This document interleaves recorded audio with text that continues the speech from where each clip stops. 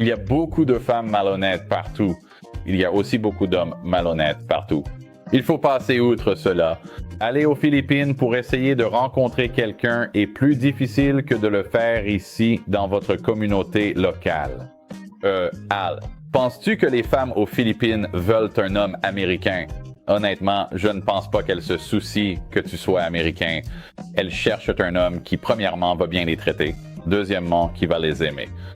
Troisièmement, qui ne va pas les tromper. Et quatrièmement, qui souhaite se marier et avoir une relation sérieuse et engagée à long terme. Ces 4 points figurent, en gros, en tête de la liste de presque toutes les filles. Si tu écoutes un peu ces interviews, elles disent essentiellement ces 4 choses de différentes manières, mais au final, ces 4 points sont vraiment ce qu'elles recherchent. Je pense que si tu es un homme bien, que tu les traites correctement, que tu es poli et que tu te comportes comme une personne normale devrait le faire. Quand tu rencontres une femme et que tu entames une relation avec elle, peu importe d'où tu viens. Et encore une fois, la plupart de ces filles, en fait, elles se fichent un peu de ton origine. Tu sais, ce que tu viennes d'Amérique, du Canada, d'Australie, d'Europe, peu importe, ce n'est pas ça qui les inquiète. Ces 4 choses, c'est ce qu'elles recherchent. Es-tu un homme bien? Vas-tu être un bon mari? Vas-tu bien les traiter? Vas-tu les aimer? Vas-tu être respectueux envers elles? C'est important pour ces femmes, tu sais. Tu dois savoir tout ça. Et encore une fois, c'est ce que tu dois rechercher. Et c'est ce qu'elles recherchent aussi. Plus tu en sais sur la culture et plus tu sais à quoi t'attendre quand tu y vas, plus ce sera facile pour toi une fois sur place. La première fois que je suis allé aux Philippines, je ne savais absolument rien sur ce pays. Je n'ai même pas pris la peine de lire un livre sur les Philippines. Je savais juste qu'il y avait de jolies filles là-bas grâce au site AFA et je voulais y aller. Je viens de me faire avoir par une Filipina ici aux États-Unis qui avait un enfant et s'est servi de moi pour l'aider à subvenir aux besoins de son enfant parce qu'elle voulait être avec moi. Eh bien, voilà le truc, Pete. Il y aura toujours des filles louches, peu importe où tu vas dans le monde. Il y a des femmes malhonnêtes partout. Il y a aussi beaucoup d'hommes malhonnêtes partout qui traitent les femmes comme de la merde et les utilisent pour leurs propres intérêts. Ça arrive partout. Mais il faut dépasser ça et rester ouvert. Aller aux Philippines et essayer de rencontrer quelqu'un d'une autre culture est plus difficile que de simplement rencontrer quelqu'un ici, dans ta communauté locale.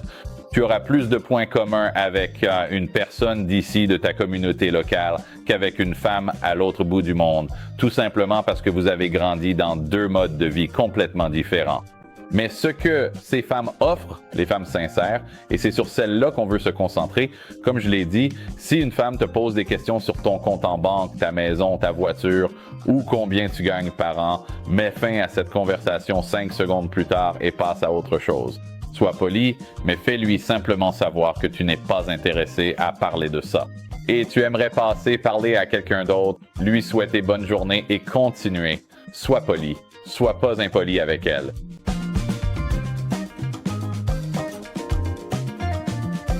Mais encore une fois, si l'un de ces sujets est abordé lors d'une première conversation, tu dois quitter cette conversation. Et cela s'applique aux femmes ici aux États-Unis et aux femmes partout ailleurs dans le monde. Si une femme me pose des questions là-dessus, la conversation est terminée, je pars. Ça ne te regarde pas. Ce sont des choses dont je pourrais discuter avec toi après t'avoir connu pendant quelques semaines. Ma femme ne m'a jamais demandé une seule fois ce que je faisais. Bon, elle savait ce que je faisais parce qu'elle savait que je travaillais pour cette entreprise, car je filmais des choses et faisais des interviews lors de la soirée où je l'ai rencontré. Donc elle avait une petite idée que j'avais un lien avec l'entreprise qui organisait ces soirées, mais elle n'a jamais demandé combien je gagnais.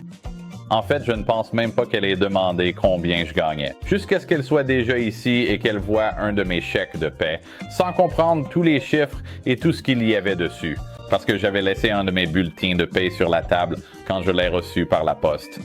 Et elle m'a posé des questions à ce sujet, je lui ai expliqué et elle m'a demandé, elle a dit « Mais combien tu gagnes ?»